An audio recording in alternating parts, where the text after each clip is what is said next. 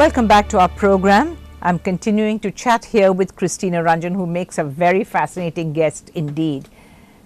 Before we went for the break, you talked about a clay studio, and I just wondered what that meant, or what's it all about? It's a place exclusively for clay where you'll be learning different types of clay from different parts of the globe. To start with, about 5 to 6 types of clay, right? We are bringing in clay from Bangkok, then from the United States. So different types of clay from different parts of the world. Yes, but different types of clay from other countries is also expensive. So do you see that people will come and pay good money for something that maybe is very good, Christina? Could be expensive, don't you think? Yes, it is expensive. Any art is expensive if you want to learn it in the right way. So if you like the output of the flowers and everything, the jewelry or whatever we are making, so definitely people are ready to learn it from the right person, in the right structured manner where we don't hide techniques. Right. Is there a market for handmade products in our country? I personally love anything that's handmade, but is there actually a market? Does a market exist? It depends on the class of population, because everybody does not welcome a handmade stuff. Right. But what's the way to popularize it, I wonder? People's mindset should change. That's true. That's true. You also have often talked about a studio, just for calligraphy. Now, do you think that will happen sometime for you? Yes, definitely. In 2018, it will come. Exclusive studio for calligraphy, where we'll have more than 20 different styles of calligraphy. That may take a whole lifetime, I think, to learn for somebody, don't you think, Christina? Yes. Is there a calligraphy association in India? Not much. There are some people who start their own thing. There's no guild like that in India, but there are people who start and they say it's their own association. But there is always a misconception between calligraphy, handwriting and typography. So now you tell me in that case exactly what you mean by that difference between these three things. Calligraphy is the art of beautiful writing or the letters. Typography adds on more structure to it, like the fonts, how the fonts are being formed and everything. Handwriting is the way we write it. Right. Depending on this, if you have a very good handwriting, doesn't mean you can write calligraphy. If you have a very worse handwriting, doesn't mean you cannot learn calligraphy. Doesn't mean you're going to be bad at it. Yes, so you can do anything you want. So you have to just learn the principles of how it is being written. Right. This leads me to a very important point. Just the tools that you use in calligraphy are pretty expensive. We're well aware of that. So I keep coming back to this thing that it's expensive. What's going to be the end result? Where am I going to be able to use it to make use of, what I'm learning? So the first thing, it's a stress buster. I agree with that. Yes, it's a stress buster. Yes. And it has the own therapeutic value for it, as we discussed. And followed by that, you can make your own handmade things. You can make gift wrappers out of it. You can make cards. You can make cupcake toppers. You can write certificates. We still write a lot of certificates with calligraphy. So a lot of things are there. Poster making, chart making for school children, a lot of things are there. Right. At some time, do you see yourself stopping everything else that you teach, and maybe you seem to have this love for calligraphy, and do you think that you might end up only doing that? No. Really?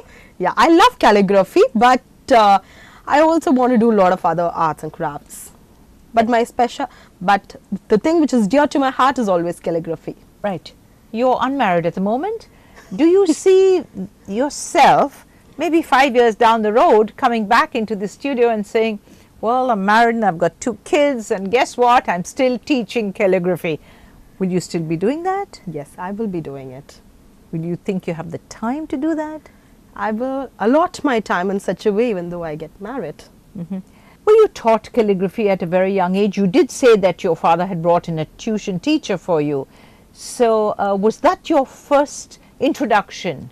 Yes, that was my first introduction to calligraphy when I was in my 7th grade. So I was 13 at that point of time, 12, 13. That was the age I started learning. Right. I want to draw you in here and tell me about your parents and their support for you in whatever you do. Tell me about that. I'm coming from a place which is the southernmost tip of the country. I come from Nagarkoil, from the district of Kanyakumari, where only engineers and doctors are respected. But I strongly believe life is beyond engineering and doctor. If you want to become an engineer or doctor, that's your wish. I don't think it's a force, and I'm coming from a family where everybody is an engineer. Most of them are engineers, most of them are very well read. So they forced me into engineering, and I said no, but only my parents have stood for me and said do whatever you want as far as you flourish in it. That's it. That's a wonderful way when you think about parents. Have you found that they were skeptical about you, you know, just your extended family? What's this girl doing, writing all kinds of funny things? And even now they think about it. Even though I land up in papers every now and then, they still do. Yes, they still are not able to accept what I'm doing. But I don't care about it. They say, how am I going to get married? How am I don't think what has calligraphy has to do with marriage, but they always say that I cannot do this because I'm not an engineer. So what? My question is, you are doing your own field well. You cannot do my role better than me, and I cannot do yours. Right. That's my point. Right. As you've gone along, Christina, do you find that there is an increased level of respect for what you are doing? Let's forget about Kanyakumari, let's forget about Nagarkoil, etc. But right here, say in Chennai City, do you find that people do now respect, you know, people who teach the way you do and people who actually pursue these kind of, you know, arts and crafts? On the point of respect, I think if a person wants to respect somebody, the person would. If not, they won't. So there are some people who respect me for what I'm doing. There are some people who just say that I'm making money out of it when they don't understand what I'm doing. Right. Because they think that my courses are very expensive compared to other brands where they offer courses for like just 500 and everything. But how much does your course cost? There are some courses, right, starting from 2000 we have it, but the materials that we use are from different parts of the world. We are using the original products. Right. You in fact supply the materials when Yes. when you have students. Most of my courses will have a material kit, a very customized kit for every student that we provide. Some courses we tell them to buy materials like basic sketching or drawing classes. They have to buy materials for adult drawing classes. But other than that, right from my calligraphy to my clay, everything, we provide all the materials. Right. And I also give my supplier list also for them. Okay, right. So the supplier also benefits, I suppose, Yes. right? What about the other stuff that you teach? I mean, I've seen these beautiful cushion covers that you do and things like that. And we see a lot of people interested in that kind of handwork. Do you think that's nice? You like doing that? Yes, it is nice because I learned my hand embroidery and my cushions and all stitching from my grandmother was doing Okay. it. Uh-huh. So I like doing it, and then there are some people who say it's nice, they want to buy it, but I don't sell any of these items actually, I only teach. I know, I've noticed that. Well, anyway, Christina, look, it's been absolutely fascinating to talk to you. I want to say thank you so much for coming into our studio today. It's been a real pleasure, and I think you really are, like I said in the beginning, a really fascinating young lady.